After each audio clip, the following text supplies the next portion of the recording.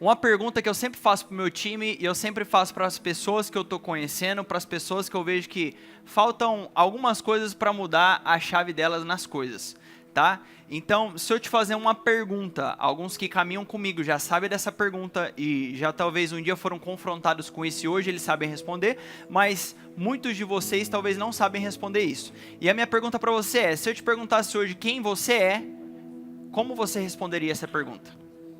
Se eu te perguntar hoje, como que é seu nome? Naira. Naira, prazer, Naira. Tudo bem? Então tá bom. Quem é a Naira? A Naira é a esposa do Marcelo.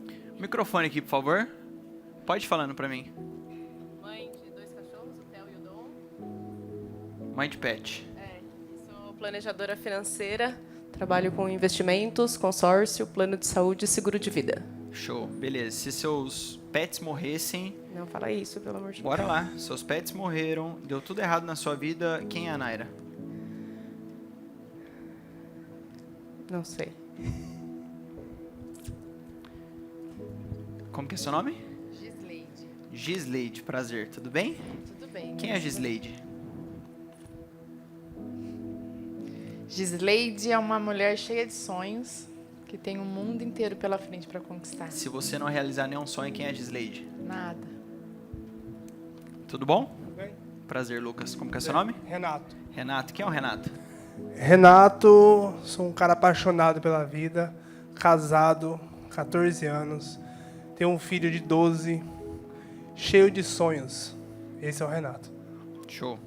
Se desse tudo errado no seu casamento e não realizasse nenhum sonho, quem seria o Renato? Tá, beleza. Você sabe qual que é o problema da maioria das pessoas? E desculpa, eu posso pegar... Vocês querem que eu pegue leve, médio ou pesado com vocês? Pode bater? Depois vocês vão fazer igual a moça lá que fala que não gostava da Maíra, viu? Vocês vão falar que não gostava do Lucas. Bora lá. Você vai pegar seu caderno aí, o seu bloco de notas. Você vai colocar assim, ó. Quem sou eu? Todo ser humano que não dá conta de responder essa pergunta, ele não dá conta de romper na vida. Porque você está sempre colocando a sua identidade. A coisa primordial na sua vida é a sua identidade. Quem é você? Se você não souber quem é você, qualquer palavra contrária a você te faz parar. Quantas pessoas você acreditam que fala mal da Maíra? Falam mais pessoas mal do que bem. Falam mais pessoas mal do Lucas do que bem do Lucas. Só que se a gente ficasse olhando para as pessoas que falam mal da gente, a gente pararia. Nós não faríamos esses eventos, nós não fazíamos imersões, nós talvez não gravaríamos vídeos, talvez eu não sentaria em mesas que eu sento hoje, porque eu estou condicionando tudo aquilo que as pessoas falam ao meu respeito, porque eu não sei qual é a minha identidade. Meus cachorros morreram, deu tudo errado na minha vida. Esses dias a Maíra pegou um voo e eu não peguei, eu falei, Senhor, esse avião não pode cair não, pelo amor de Deus. Não deixa esse avião cair, que eu amo essa mulher demais, eu não quero seguir a vida sozinha, eu não vou casar com ninguém, eu vou morrer solteiro, viúvo. Mas eu sei quem eu sou. Mesmo se ela fosse embora, eu continuaria fazendo a minha missão na Terra. E aí você precisa entender quem é você. E não tem como você falar de identidade se você não souber de onde você veio, quem te criou. E eu vou falar mais uma vez para vocês, eu sou zero religioso, mas eu sou 100% espiritual. E vocês precisam saber disso, que você é um ser espiritual. Lucas, me prova? Te provo. Vai num velório hoje. Você vai ver um corpo, você não vai ver uma pessoa. Porque a pessoa era o que habitava dentro daquele corpo. A pessoa levou um tiro, só ficou o corpo. Porque a pessoa era o que habitava dentro daquilo. Eu e você não somos esse aqui. Esse aqui é só o nosso veículo. Isso aqui é só a nossa casa temporária. É só o nosso meio de comunicação e o nosso meio de locomoção. Mas isso aqui não somos nós. Isso aqui é só uma caixa. Isso aqui é só uma roupagem de Deus. Assim como o homem criou uma roupa, Deus criou uma roupa. A pele, o corpo. Então você precisa entender qual é a sua identidade. Lucas, qual que é a minha identidade? Você precisa entender e responder isso. Tudo que você quiser saber está na palavra. Tudo que você quiser saber que é princípio está antes do pecado entrar na humanidade. Então de Gênesis capítulo 1 e capítulo 2 estão os princípios que Deus colocou e os fundamentos da terra. os fundamentos que ele estabeleceu. A partir do capítulo 3, vem o pecado e vem a queda do homem. Gênesis capítulo 1. A palavra vai nos dizer que nós somos feituras de Deus, imagem e semelhança. Lucas, quem é você? Imagem e semelhança de Deus. Só que existe um porém, existe um problema aqui. Vocês lembram que eu li com vocês aqui que Deus falou que o homem dominaria sobre todas as coisas? Perfeito? Deus falou que ele dominaria sobre a terra, sobre os répteis, sobre todas as coisas. E aí uma pergunta, o homem hoje ele está dominando sobre alguma coisa? De verdade, o homem não dá conta de dominar sobre as emoções dele, o homem não dá conta de dominar sobre os vícios dele, o homem não dá conta de dominar sobre os traumas dele, ele leva uma fechada no trânsito, e isso eu me incluo que eu fico puto, eu sou o primeiro a querer xingar o cara, e a Maíra, amor, não xinga, pelo amor de Deus, eu me recomponho. Você está dominando sobre alguma coisa? Muitas vezes nós não estamos dominando. Por quê? Porque quando Deus ele fez o homem à sua imagem e semelhança, ele colocou o homem para dominar. Então a primeira coisa que você precisa entender e compreender algo é que qual que é a sua verdadeira identidade? A minha verdadeira identidade é imagem e semelhança de Deus. Pode os céus passarem, pode a terra passar, mas as palavras do Senhor não passarão a nosso respeito. Então não importa o que acontecer no seu casamento, na sua vida, com seu pet, com seus filhos, quem você é, a imagem e semelhança de Deus. Você pode falar mal de mim, você pode falar o que você quiser, mas eu sei quem eu sou, eu sei quem é o meu pai, eu sei de onde eu vim e eu sei para onde eu vou voltar. Então isso tem que ser claro. Lucas, e por que você falou do pecado? Porque quando o homem cai e Adão ele representava a humanidade ali, todos nós caímos. Querendo ou não, Adão representava, e eu já tive esse conflito, eu falava assim, Adão não me representa. O que esse mané aqui me representa? Só que ele me representava, infelizmente. Só que, felizmente, teve um cara que também desceu na terra e me representava, Jesus.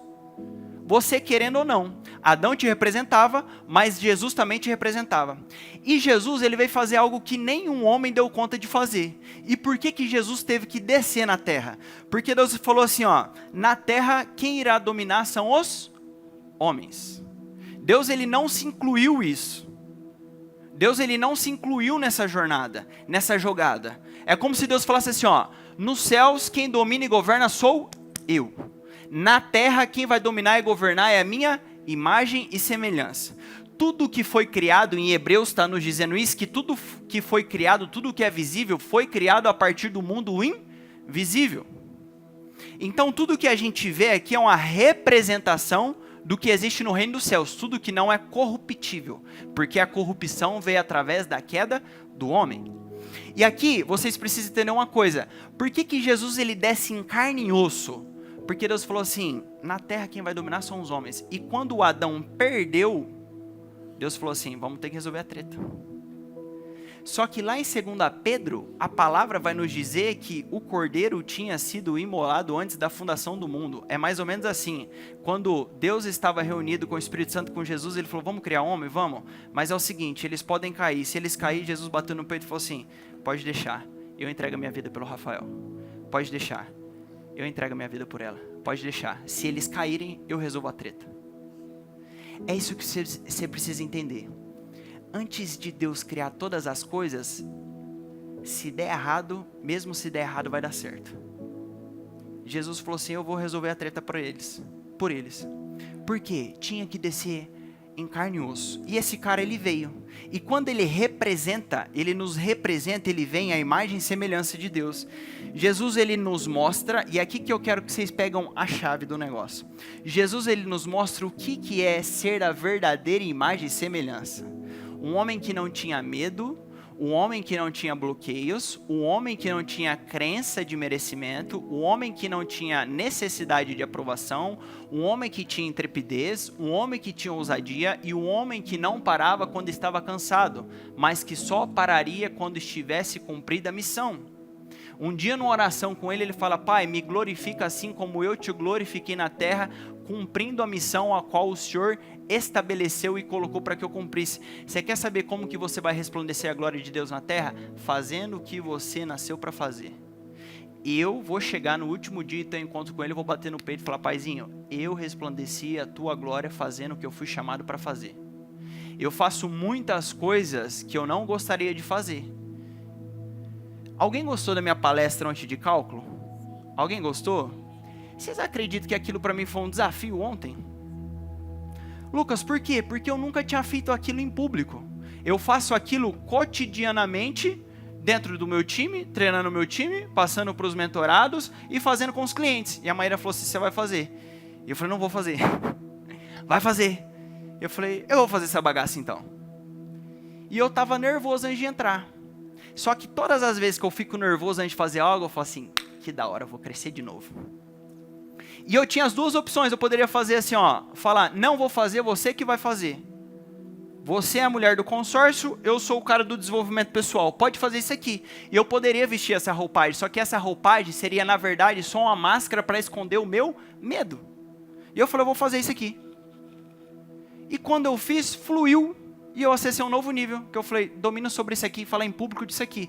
Porque a minha zona de conforto é isso aqui que eu estou fazendo. A minha zona de desconforto ontem era falar em público sobre cálculos. Só que eu faço aquilo todos os dias. Só que eu não faço em público aquilo todos os dias. E eu falei, qual que vai ser a dinâmica? Como que eu vou fazer isso? Na multidão de conselheiros da sabedoria. Maíra, se você fosse fazer isso aqui, como é que você faria? Ela falou, amor, eu faria isso, beleza. Tá pronto, já peguei a linha de raciocínio, pode deixar comigo.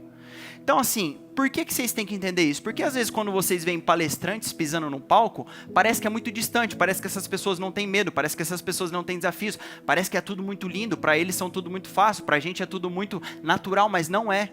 Todos os dias a gente escolhe vencer os medos, vencer as necessidades de aprovações. Lucas, você não tem necessidade de aprovação? Tem essa porcaria também, mas eu decido passar por cima disso.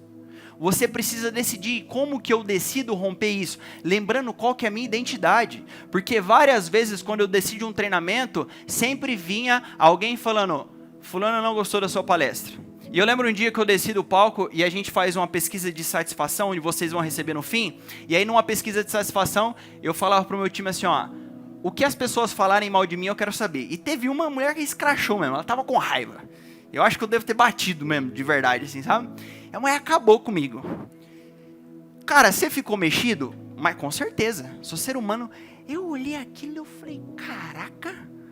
A mulher falou assim, esse cara não devia fazer isso, esse cara é fake, tudo que esse cara fala que é mentira, é só uma postura, uma roupagem para querer vender alguma coisa, ele não vive isso. E aí a mulher acabou comigo. E aí a mulher do meu time mostrou, ela mandou um áudio ainda. Além de escrever, ela mandou um áudio de mais 2 minutos. Tava com rancor, né? Aí eu ouvi aquilo, eu tava saindo do escritório, a moça do meu time me mandou, e aí eu tava entrando no elevador e eu comecei a ouvir aquilo e eu falei, caraca, mano. E aí, sabe, ó, num momento você para e você fala, cara, será que eu sou isso mesmo? Será que eu sou ruim assim? E aí eu fiz uma pergunta em voz alta pra mim, quem é você? Eu falei, sou a imagem e semelhança do Criador.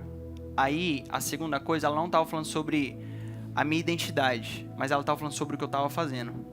Aí eu respirei bem fundo, eu falei, ela não tá falando sobre a minha identidade, ela tá falando sobre o que eu tô fazendo. E eu falei, Lucas Magalhães, você tá fazendo o que você foi chamado para fazer? Aí eu respondi sim. Eu falei, então foda-se o que essa mulher tá falando, vamos embora. Por que você tem que entender isso? Eu sei no meu coração o que Deus colocou, eu sei no meu coração o que Deus colocou em quarto de oração, eu sei o que Ele falou para mim, eu sei qual que é a visão que Ele mostrou para mim. Todas as vezes quando alguém me ataca, eu olho, eu falo, eu estou fazendo o que eu nasci para fazer? Eu estou sendo quem eu nasci para ser? Porque tem duas coisas aqui. Você muitas vezes está sendo quem dá para ser. Anota essa. Às vezes você está sendo quem dá para ser. Cara, eu não consegui fazer isso, eu não consegui ser isso, mas eu estou sendo isso, está tudo certo. Você vai meio que jogando, sabe? Ou você está sendo quem você nasceu para ser. Existe uma diferença. Tem muitos de vocês aqui que estão sendo quem dá para ser, mas você não está sendo quem você nasceu para ser. E a palavra pecado vem de pecate. Pecate significa errar o alvo. Todas as vezes que você está fazendo algo que você não nasceu para fazer, você está pecando, porque você está errando o alvo. Então você precisa entender isso. Você precisa todos os dias trazer isso para dentro de você e falar, cara, eu estou sendo quem eu nasci para ser? Eu estou sendo a imagem e semelhança do Criador? E qual que é a imagem e semelhança do Criador?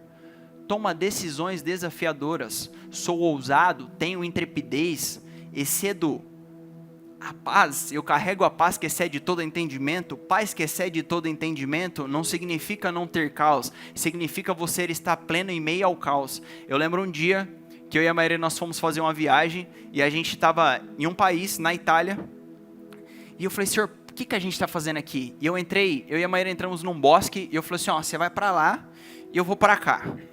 E a gente vai ficar aqui até que Deus manda a resposta de oração pra gente. E ela ficou orando num canto, eu orando no outro canto, e a gente tava passando por alguns cenários bem desafiadores. Aí você falou, Lucas, passando cenários desafiadores na Itália? Tava. E a gente foi pra lá claramente porque uma direção de Deus. E eu falei, Senhor, eu preciso disso aqui, eu preciso resolver isso aqui, como que eu vou resolver isso aqui? Sabe quando você tá no momento da sua vida que você fala, não tem saída? E tudo que você quer fazer é correr e se esconder, desligar seu telefone e falar assim, deixa a bomba explodir? Já aconteceu isso com vocês ou só comigo?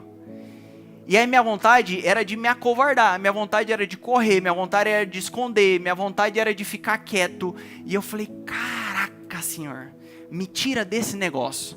E eu fiquei 1 hora orando, Senhor, me tira desse negócio, me ajuda para sair dessa bomba, como é que eu vou resolver essa treta?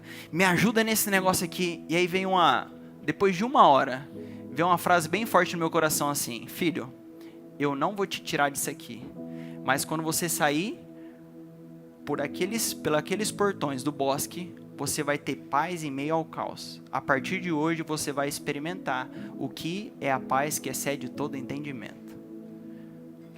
Pode estar pegando fogo, o circo pode estar arrebentado, mas você vai ter paz em meio ao caos, você vai resolver toda a bucha que você precisa resolver. Fui lá, busquei a Maíra e falei assim, confia em mim, eu vou resolver esse negócio. E a gente saiu. E todas as coisas que eu tava correndo, porque eu tava com medo, eu tava querendo me acovardar, catei meu telefone e falei, vou resolver isso aqui. Lucas, e resolveu? Resolvi. E quando eu passei por aquilo, eu venci aquilo, eu falei, caraca, esse é um novo nível. E aí eu comecei a entender uma coisa que eu trouxe para vocês hoje mais cedo, que o deserto é momento de preparação. O deserto é momento de você ajustar as velas. O deserto é momento de você literalmente romper, de você falar assim, até que foi bom, até que foi incrível, mas claramente isso aqui está me fazendo, não, ele não está vindo para te fazer parar, ele está vindo para te fazer crescer. Porque o deserto não é para te fazer com que você fique e você more ou morra no deserto. É para você atravessar o deserto e acessar a terra prometida. E aí eu comecei a entender isso, e naquele dia eu rompi isso aí. Lucas, e foi gostoso? Sabe o que é doido? Porque aos campeões o desconforto. Todo campeão, ele tem uma jornada dolorosa. Aos campeões o desconforto. A gente precisa entender e compreender isso. Só que não é gostoso o desconforto. Ninguém quer passar pelo processo. Todo mundo quer falar do milagre, mas ninguém quer passar pelo milagre. Você quer falar dos milagres da vida, você quer falar que você foi curado, você quer falar só que você não quer passar por aquilo. E aí você precisa entender que o processo, você precisa amar o processo. E eu comecei a amar o processo. De 2023, que foi isso que eu falei pra vocês, final de 2022 para 2023, eu falei, a partir de hoje eu vou amar o desconforto. A partir de hoje eu vou amar o processo. E é por isso que hoje, intencionalmente, eu me coloco em desafios intencionalmente.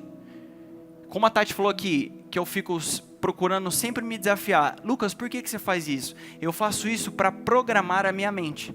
Para quê? Para que quando venha os desafios da vida que eu não estava esperando, eu falo, se eu dei conta de resolver isso, eu vou dar conta de resolver isso aqui também. Porque naquele momento, quando aquilo pegou em cheio, eu literalmente não me sentia preparado para resolver aquilo. Porque eu não era um cara tão obstinado como eu sou hoje. Determinado. E aí eu falei assim, cara, a vida, ela sempre vai bater de frente com a gente. A vida, ela sempre vai testar. Como diz Rock Balboa, a vida, ela sempre vai colocar de joelhos, ela vai apontar o dedo pra você e falar assim, fica aí, você tem que ser homem suficiente para levantar. E por muitas vezes a gente fica de joelhos. Só que se você começa a se colocar em novos desafios, você começa a se preparar e quando vem os desafios que você não está esperando, você fala, o que é isso aqui? Eu já dei conta de resolver isso, eu já dei conta de resolver isso, eu já dei conta de resolver isso. E você começa a lembrar de todos os cenários que você passou. Alguém lembra aqui da multiplicação dos 5 pães e dos 2 peixes? Alguém lembra? Eu acho muito interessante a multiplicação dos 5 pães e dos 2 peixes. Estou olhando o tempo ali, que eu tenho 10 minutos com vocês. Olha só que interessante, Jesus ele está no deserto com a turma, aí chega o discípulo e fala assim, Senhor, vamos despedir essa turma aqui, porque é o seguinte, tem 5.000 homens, fora mulheres e crianças, e aquele tempo o povo gostava de fazer filha, diferente de hoje, tá? E já são tantas horas da tarde, o povo vai morrer, o povo vai ficar com fome aqui no deserto. Aí Jesus fala assim, o que é que vocês têm aí? Ah, tem 5 pães e 2 peixes, traz aqui para mim. Vocês vão entender alguma coisa sobre isso aqui. Primeira coisa, todo milagre que você não viveu está em algo que você ainda não agradeceu. Eu de você anotaria isso aí. Todo milagre que você não viveu está em algo que você ainda não agradeceu. Jesus, todas as vezes que ele ia fazer um milagre, ele primeiro agradecia. E Jesus ele pega os 5 pães e os 2 peixes e basicamente ele faz assim, ó. Pai, eu te agradeço, porque esses 5 pães e 2 peixes alimentaram toda essa multidão. Ele pega e fala para os discípulos, pode repartir aqui. E a palavra vai dizer que alimentaram 5.000 homens, fora mulheres e crianças, e sobraram 12 cestos. Você vai ver que tudo que é de Deus não é escasso, é abundante. Tudo que é de Deus é escasso e não é abundante. Aprenda uma coisa com Jesus. Jesus, ele nunca repartiu, ele sempre multiplicou. E é por isso que eu odeio o comunismo, que o comunismo ele fala que você tem que repartir. Jesus, ele ensina que você tem que multiplicar. Essa é a diferença. O reino dos céus não tem escassez, o reino dos céus tem abundância. No reino dos céus não tem falta, no reino dos céus tem sobra. Respira, puxa todo mundo o ar. Faltou para alguém aí? Tem abundância. Tudo que provém de Deus tem abundância. É por isso que quando você olha para sua conta financeira, se não tem abundância, você tem que reivindicar no reino.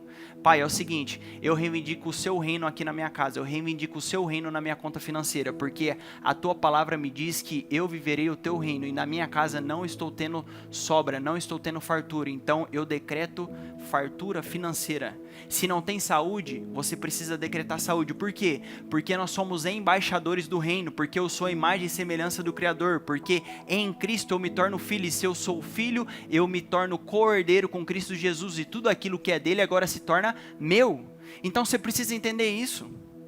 E aí, uma segunda parte que eu quero levar com vocês, é que Jesus ele acaba de fazer o milagre, acaba de sobrar 12 cestos, e aí Jesus fala assim, viu, vamos atravessar.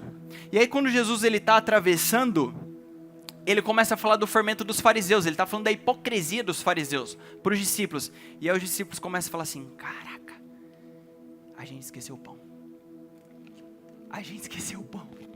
Ele está falando do fermento dos fariseus, porque a gente esqueceu o pão e não vai ter o que comer. Não acredito, Ednei, que a gente fez essa...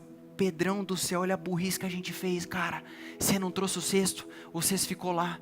E agora o que a gente vai fazer? Não vai ter pão, não tem o que a gente comer. Aí Jesus olha para eles com toda calma. Fala, cara, vocês não viram o que eu acabei de fazer do milagre? Dos 5 pães e dos 2 peixes. Nós alimentamos mais de 5.000 homens, fora mulheres e crianças, e vocês estão com medo que vai faltar comida? Lucas, por que você está falando isso? Porque todos os meses você rompe. Eu quero que você traz na sua mente quantos desafios que você passou e que você achou que não daria conta de passar, que você rompeu, e no próximo desafio você duvida que você vai conseguir atravessar. Você precisa relembrar os milagres que você já viveu para você ter a certeza que nunca vai faltar na sua vida. Por que um ladrão rouba, Lucas? Porque o ladrão ele não tem a confiança em Deus, que Deus vai prover na vida dele. Todos os meses, a maioria de vocês chega no fim do mês e fala, Senhor, será que eu vou dar conta de pagar as contas nesse mês? Só que no mês passado você não deu, no ano passado você não deu, o porquê é que você fica ansioso e preocupado? Aí você deixa de tomar decisões ousadas, que te levaria para um novo futuro, que te levaria para um novo destino, que te traria novos resultados, porque você está sempre preocupado com algo que nunca vai acontecer. Existe uma frase, eu amo essa frase, que 80% das coisas que você se preocupa jamais acontecerão, e 20% das coisas que você jamais imaginou é o que vão te acontecer. Quantos medos você teve e nunca aconteceu? E quantas coisas que você nunca imaginou e bateu de carreta na sua frente? Você fala, da onde que veio esse negócio aqui? Da onde surgiu isso aqui? Como é que essa pessoa me traiu? Não esperava. O milagre precisa ser relembrado. As decisões desafiadoras que vocês passaram, que vocês romperam, precisam ser relembradas. É por isso que eu me coloco em desafios intencionais e eu fico relembrando isso. Porque quando chega um novo desafio, eu falo, já passei por isso aí, vou dar conta. Para trazer para vocês o meu maior desafio, que foi o maior, o máximo dos desafios, assim, que explodiu a minha mente, que aquele dia eu falei, agora eu rompi, foi vir para Alphaville. Eu tinha uma empresa de colchão, eu morava no Tocantins, lá no interiorzão do Tocantins, uma cidade de 6 mil habitantes, tudo bonitinho, gado, fazenda, tudo bonito. Aí Deus começa a me incomodar. E aí eu decido fazer um jejum de 21 dias, só para começar, nunca tinha feito. Pedi um conselho e me falaram, faz um jejum aí. Eu falei, como é que é esse negócio de jejum mesmo? Ah, você vai fazer isso e fica orando. Mas vamos fazer esse trem. No meio de jejum eu começo a sentir um negócio muito forte de vir para Alphaville. Eu falei, o que é Alphaville, mano? O que vivem, o que comem, o que fazem? O que é essa cidade? Eu achava que isso aqui era um condomínio. Eu achava que Alphaville era um condomínio que tinha empresa dentro do condomínio. Eu falava, que condomínio gigante, cara. O povo tem empresa dentro do condomínio. Não tinha nem noção. Eu fui descobrir que Alphaville não pertencia a São Paulo depois de 2 ou 3 semanas que eu tava morando aqui, que eu fui descobrir que eu tava em Barueri. Eu falo, por que eu coloco no GPS e aparece Barueri? Não tô entendendo esse negócio. Sabia de nada. E aí, Deus começa a me incomodar. Eu falei, Senhor, meu negócio é nas fazendas. Meu negócio é na área rural. Eu vou me quebrar. Eu vou vender colchão aonde lá? Como é que eu vou vender colchão pra esse povo que mora em condomínio? Como é que eu vou bater nas portas? Eu bati em porteira. Meu time era na porteira. Ô, seu Zé, como é que tá as coisas? Ei, gadimbão, hein? Era desse jeito. Quando eu cheguei aqui, eu conheci a Maíra falou assim, você precisa mudar o jeito de você falar. Você parece um caipira falando. Fiquei tanto tempo que eu tinha que falar na linguagem dos caras. Eu não usava roupa bonita, eu usava roupa suja. Por quê? Porque eu visitava o povo na fazenda, que essa cara de playboy não ia vender nada. Então eu tinha que me igualar. Eu tinha que ficar parecendo um bicho do mato. Porque é assim, é um povo simples. E aí foi muito doido que isso pra mim foi o ápice. E aí eu lembro que um dia eu tava orando, eu falei, Senhor, eu vou. E mesmo que eu quebrar minha empresa, mesmo que der tudo errado, mesmo que eu tiver que vender tudo, e mesmo que eu precisar morar debaixo da ponte, mas eu não vou ser covarde de não fazer aquilo que o Senhor está me chamando para fazer. Só que é o seguinte, eu estou fazendo um trato com você agora. Eu estou te obedecendo, e a responsabilidade de fazer minha vida dar certo era minha, agora é sua. Porque aprende uma coisa, quando você obedece a Deus, a responsabilidade que era sua agora se torna dele. Eu de você anotaria isso. A responsabilidade quando você obedece não é mais sua. Quando Deus te pede para fazer algo e você decide obedecer, a responsabilidade agora se torna de Deus. Por quê? Porque é como se você estivesse falando assim, pai, eu não estou vendo o chão, mas eu confio em você. E Deus fala assim, pode vir, que a responsabilidade de colocar o chão agora é minha. Só que a gente não faz, você sabe por quê? Porque a gente não acredita que é filho. Você não acredita que Deus irá fazer por você. Você esquece que você é a imagem e semelhança do Criador. Você esquece que Deus estará com você até a consumação dos séculos. E aí você deixa os seus medos te paralisarem. Você deixa os seus medos decidir qual que será o seu futuro. Você deixa a sua condição financeira, você deixa todas as coisas falarem para você, você não dá conta. Você não pode romper. Você é pequeno demais. O seu dinheiro é insuficiente, você é pequeno, você é burro, você é menos do que eles, você não sabe falar tão bem. Olha para você, quem é você na fila do pão? Olha para quanto você tem na conta. Não, você acha que você merece sentar na mesa de príncipes? Não, você acha que você dá conta de fazer isso aí? E você coloca os seus medos na frente das vontades que você tinha de fazer. Vocês querem ver uma coisa na prática aqui? Quem aqui ficou com vontade de entrar na mentoria e não entrou por medo? Que não entrou por medo, levanta a mão, só para eu ver aqui, que ficou com vontade, levanta a mão bem alto, só para eu ver aqui, dá uma olhada, quem ficou com vontade e falou assim, cara, por conta da condição eu não vou entrar, levanta a mão, dá uma olhada aqui, olha a quantidade.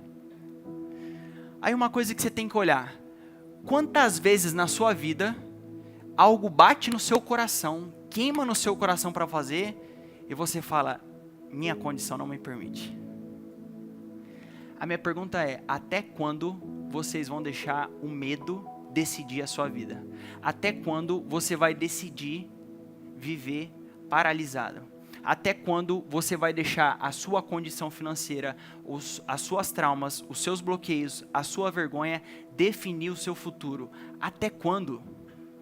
Você precisa tomar uma decisão de romper em todas as áreas da sua vida. É uma decisão. Ontem eu poderia ter ficado parado, ter ficado quieto e falado para a Maíra, eu não vou fazer. Eu vou fazer aquilo que eu sei fazer, aquilo que eu fui chamado para fazer. Mas eu vou romper isso aqui. Por quê? Porque vão ter muitas coisas na minha vida que eu vou precisar romper. Tem muitas coisas na minha vida que o Lucas ainda precisa romper. Só que se eu não dou conta de romper naquilo que Deus está me apresentando, porque é como se Deus fizesse assim com você, mira, todos os dias, você pede para Deus te entregar as nações, Ele fala, filho, eu vou te entregar as nações, toma essa oportunidade aqui, deixa eu ver se você dá conta de romper isso aqui. Se você der conta de romper isso aqui, eu dou conta de entregar as nações para você. Só que se você não dá conta de romper uma coisa pequena, como é que você quer romper coisas grandes? Se você não for fiel no pouco, como é que Ele te colocará sobre o muito? Jesus conta uma parábola. Qual que é a parábola? Parábola dos talentos. Para cada um Ele dá segundo a sua capacidade. Jesus Ele nunca vai te entregar mais do que a sua capacidade. Para um Ele entrega 5, para outro Ele entrega 2 e para outro Ele entrega 1. Por que Ele faz isso? Porque um dava conta de gerenciar 5, para outro Ele entrega 2 porque dava conta de administrar 2, e para outro Ele entrega 1 porque dava conta só de administrar 1. Se Ele coloca 5 na conta de quem dá conta de administrar 1, a pessoa se mata, a pessoa quebra. Lucas, qual que é a treta então? Eu preciso administrar as minhas emoções, o meu nível, aonde eu estou, para que o meu nível de capacidade aumente e agora Ele me entregue mais. E o que acontece nessa parábola? Ele chega e fala assim, Senhor, eu tinha 5 e fiz mais 5, toma. Ele fala, servo bom e fiel, pega esses 10, vai para lá. Servo bom e fiel, pega esses 2, vai para lá. Agora o nível do outro não é mais de 2, o nível do outro é de 4. O nível do primeiro não é mais de 5, o nível do primeiro é de 10. E ele vai viver na dobra da dobra, mas aquele que tinha 1, o que ele fez, aquele 1? O que ele fala? Qual que é a palavra que ele fala? Senhor, eu tive... Alguém me ajuda? Eu tive... Até quando você vai viver com medo? Qual que foi o fim daquele cara? Servo mau e fiel. Não foi fiel, né? Servo mau. Até o pouco que você tem será retirado. Você sabe por quê?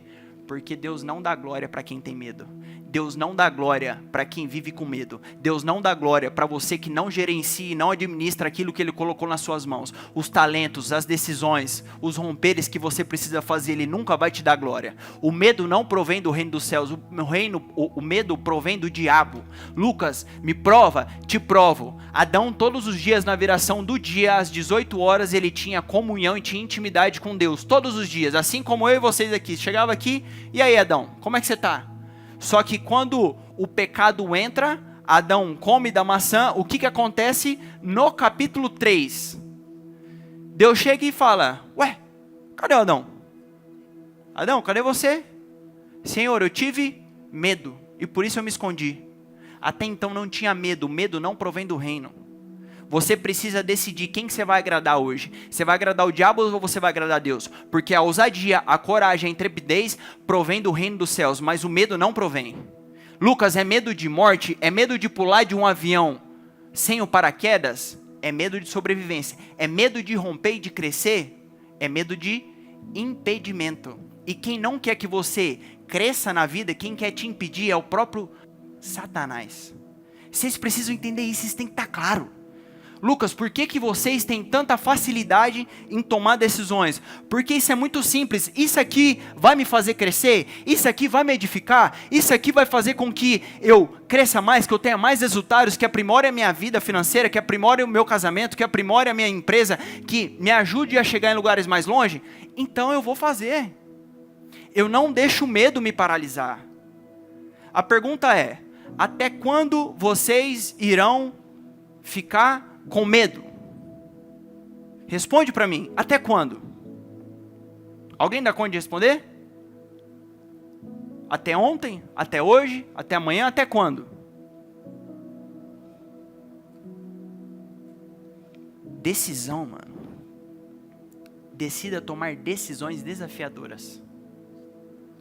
Quem decide viver o extraordinário a partir de hoje? Levanta a mão. Quem decide todos os dias a partir de hoje, quando o medo bater, Você fala assim, não importa o que vai acontecer, eu decido prosperar. Não importa o que vai acontecer no meu casamento, não importa as brigas, não importa as tretas, eu decido permanecer. Eu decido a partir de hoje crescer e resplandecer a glória de Deus. Quem decide? Decisão. A vida vai sempre te apresentar oportunidades para você decidir. Quem decide fazer de 2025 o melhor ano da sua vida até então? Quem decide fazer com que 2025 seja um ano mais próspero, mais glorioso, mais abençoado até então? Quem decide viver a maior colheita financeira até então nesse ano de 2025?